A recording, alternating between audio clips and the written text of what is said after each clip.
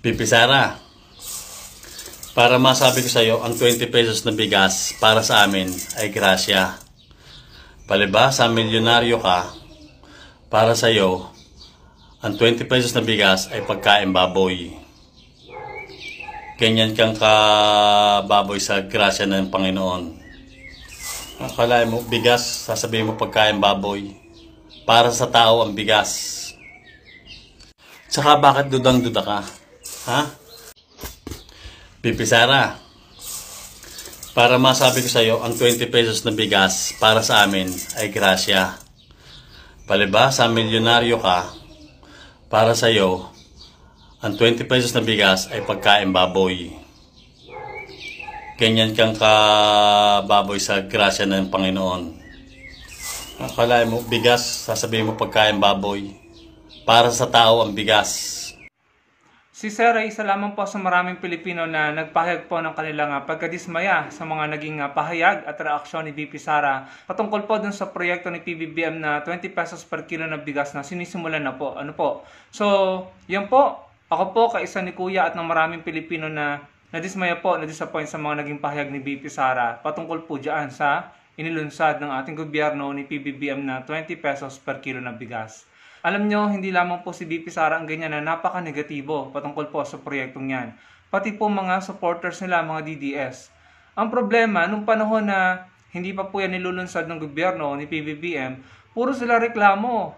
Reklamo sila ng reklamo, hinahanap nila nasa ng 20 pesos per kilo na bigas, kung ano-ano sinasabi nila. Ngayong inilunsad na, puro pa rin sila reklamo. Puro kanegahan pa rin ang sinasabi nila. So para po sa akin, sa ampulo lugar, no? Sinasabi nila na baka hindi makain ng tao sa sinabi ni VP Sara para sa baboy. Sobrang foul yun eh. Sobrang grabe. Parang talagang pinuput down nila. No? Pinuput down ni VP Sara ang proyekto ni PBBM or si PBBM mismo. Talagang hinihila pababa. Sabi nga po ni Attorney Claire Castro, yung tagapagsalita po ng palasyo, parang crab mentality na po eh ang nangyayari. Hinihila na po pababa. Kaya po nakaka-disappoint dahil yung mga salitang negatibo patungkol sa proyekto ng gobyerno niyan ay nanggagaling po mismo sa taong kaparte ng gobyerno or miyembro po ng gobyerno ni PBBM. Si VP Sara po ang nagsasabi niyan, Vice President. No? So, in my opinion, ito po yung nakakapanira po talaga at kitang-kita naman po natin na sinasadya, mga kababayan. Parang sinasabihan mo na yung gobyernong kaparte ka or kabilang ka ay hindi maganda yung ginagawa sa mga Pilipino. Tapos ito yung kampanya nila sa Manila, kasama si Isko Moreno. At kasama po si Senator Amy. Diyan makikita nyo, eto, panoorin nyo na lamang po. Tanggalin ko lang po yung seal ng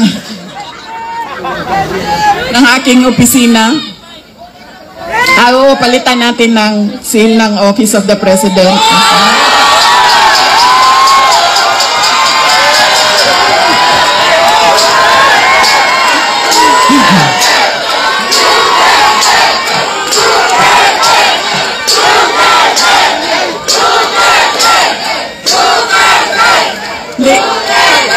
Tinanggal ko lang kasi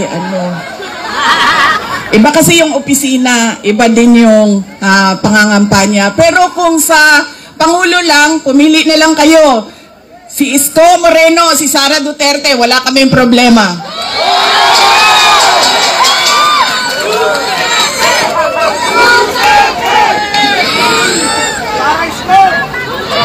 Isko kami!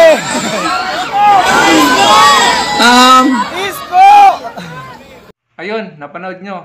Tinanggal po yung kanyang seal, yung Vice President na yung bilog, no? Yung parang seal or logo. At sabi niya, sa pagkakaalala ko, papalitan na ng seal ng presidente. Ano yan? Joke na naman ba yan? No? Patotsada na naman ba yan? Kaharap po si Senator Amy Marcos na kapatid po ng kasalukuyang presidente. No? So kahit pa biro yan, hindi magandang biro yan kasi siya yung Vice President. Siya yung talagang papalit, no? So parang pinapakita niya na gustong-gusto na niyang palitan si PBBM, mga kababayan, no? Parang tila hindi na siya mapakali or hindi na siya makapag-intay. Gusto na niyang palitan ang Pangulo ng Pilipinas.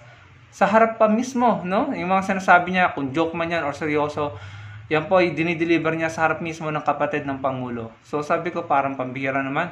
Parang kumbaga sa lalaki, nakakalalaki, o sa babae, nakakababae, no? Foul eh. Nakaka-disappoint, nakakadismaya. Tapos yun na lamang mga naging pahayag niya doon sa sinisikap ng gobyerno ni PBBM na ihatid yung 20 pesos per kilo ng bigas. Hindi man buong Pilipinas yan, pero unti-unti sinisikap. May mga nasasabi pa siyang hindi maganda, negatibo, para masira ang imahe ng proyektong ito and then eventually masira ang imahe ni PBBM. No? Tama ba yan? Considering na siya yung Vice President.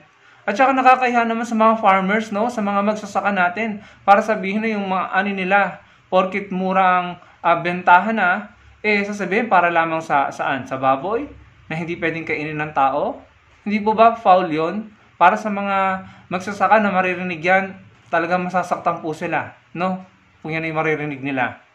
Kaya ako, nung nakita ko po itong balitang ito, ayan, yung si BP Leni, ine-endorse po si Secretary Benhur Abalos at si dating Senator Manny Pacquiao na part po ng alyansa.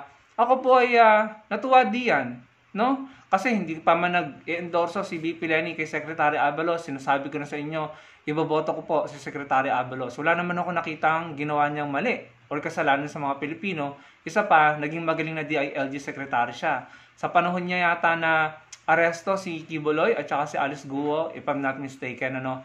So, sabi ko, okay naman, no? At sa tingin ko, tama yung ginawa ng Atty. Leni dahil kailangan po nating magsama-sama mga kakamping at mga loyalist, no? Kay Senator Manny Pacquiao, kinukonsider ko na siya ngayon. Pero yung sigurado ako, si Secretary Abalos, si Binay, si Abby Binay, and si Senator Ping Lacson, kinukonsider ko. At saka po yan, si Senator Manny Pacquiao, kinukonsider ko.